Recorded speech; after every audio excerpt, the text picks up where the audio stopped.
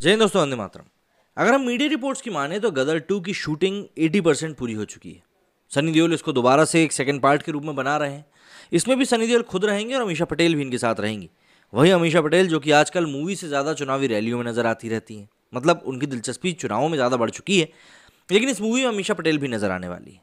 अब इस मूवी को लेकर इंटरनेट पर एक थोड़ा बहुत बज़ क्रिएट होने लगा है, क्योंकि गदर अपने आप में कल्ट क्लासिक मानी जाती है।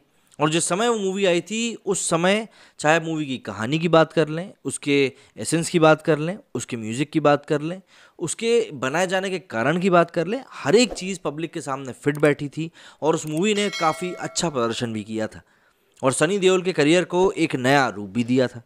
लेकिन अब जब गदर 2 सामने आ रही है और वो भी ऐसे दौर में जब हम देख रहे हैं कि बॉलीवुड में जो सीक्वल्स बन रहे हैं वो काफ़ी घटिया बनते हैं, तो ऐसे में गदर 2 के ऊपर काफ़ी सारी उम्मीदें बैठी हुई हैं।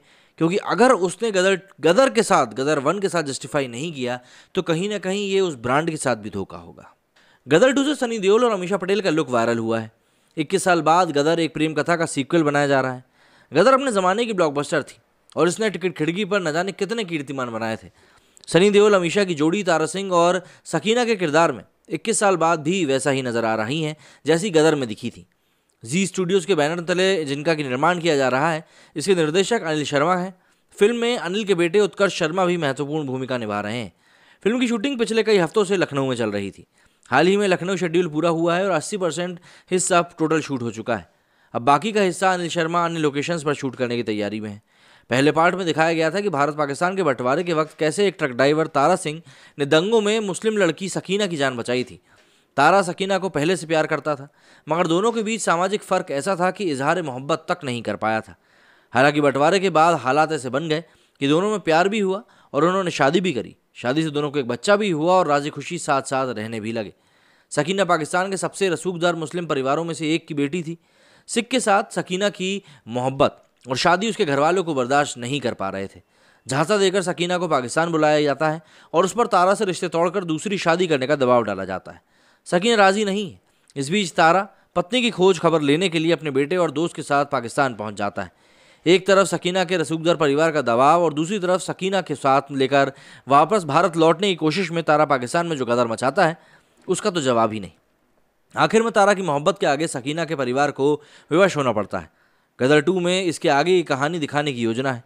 वो क्या होगा अभी इस बारे में किसी तरह का कयास लगाना मुश्किल है। लेकिन साल 2001 में जब गदर आई थी तब धार्मिक वजहों को लेकर खूब बवाल भी मचा था। फिल्म को काल्पनिक कहा जाता है, मगर ये सकीना और तारा सिंह की मोहब्बत से मिलती जुलती कहानी से प्रेरित है। असल में तारा सिंह की कहानी ब्रिटिश आर्मी के पूर्व फौजी बूटा सिंह के जीवन से बहुत ज़्यादा मिलती है। बताया जाता है कि बूटा सिंह लॉर्ड माउंटबेटन के दौर में ब्रिटिश सेना की तरफ से दूसरे वर्ल्ड वॉर में वॉर फ्रंट पर युद्ध कर चुके थे। एक समय तक बूटा सिंह की कहानी भारत और पाकिस्तान दोनों देशों में बहुत लोकप्रिय थी। प्रेमी प्रेमिकाएं बूटा सिंह की मोहब्बत की मिसाल दिया करते थे। असल में जब 1947 में भारत और पाकिस्तान के बीच बंटवारा हुआ, कई इलाकों में दंगे हुए, कई परिवार उजड़े, पुरानी कहानियां खत्म हुई और नई नई कहानियों ने जन्म लिया। बूटा सिंह और जैनब की कहानी उन्हीं में से एक थी। जैनब मुस्लिम थी तो बूटा सिंह ने उसे दंगों से मचाया था। बाद में बूटा और जैनब एक दूसरे को चाहने लगे और शादी भी कर ली। दोनों की बेटी भी पैदा हुई। बूटा की ज़िंदगी में त्रासदी की शुरुआत तब हुई जब मुस्लिम होने की वजह से जैनब को नए नए पाकिस्तान में भेज दिया गया।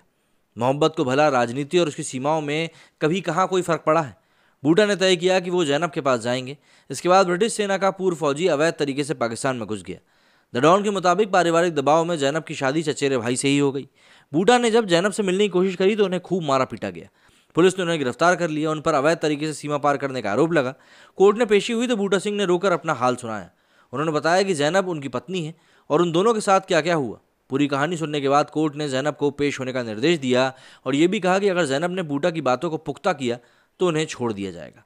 लेकिन जैनब के घरवाले इसे शर्मिंदगी मान रहे थे। जैनब पर भारी दबाव डाला गया। कोर्ट में जैनब ने बूटा को पहचान तो लिया, मगर उसके साथ जाने से मना कर दिया और बेटी की देखभाल से भी मुकर गई। बूटा टूट कर बिखर चुका था और कहते हैं कि उस दिन कोर्ट में मौजूद हर शख्स बूटा की हालत देखकर दुखी था। इससे पहले वहां मौजूद किसी ने कभी एक जाट को इस कदर टूटते नहीं देखा था। जैनब के दीवाने बूटा ने निराशा की वजह से ही पाकिस्तान में शहदरा स्टेशन के नज़दीक बेटी संग ट्रेन के आगे कूदकर आत्महत्या कर ली। हालांकि 5 साल की बेटी किसी तरह बच गई। बूटा सिंह की मौत को लेकर पाकिस्तान में कुछ और कहानियां चलती हैं। उनके मुताबिक बूटा और उनकी बेटी बीमारी की वजह से मरे थे। बूटा सिंह के एक सुसाइड नोट की बात सामने आती है। इसमें उन्होंने आखिरी इच्छाएं जताई थी। उनमें से उनकी एक इच्छा ये भी थी कि मरने के बाद उनका अंतिम संस्कार मुस्लिम रीति रिवाज से पाकिस्तान के उसी गांव में किया जाए जहां बंटवारे के बाद जैनब का परिवार बसा था। कुछ कहानियों का कहना है कि उनकी आखिरी इच्छा पूरी की गई थी और कुछ बताती हैं कि गाँव वालों के विरोध की वजह से आखिरी इच्छा पूरी नहीं हो पाई थी।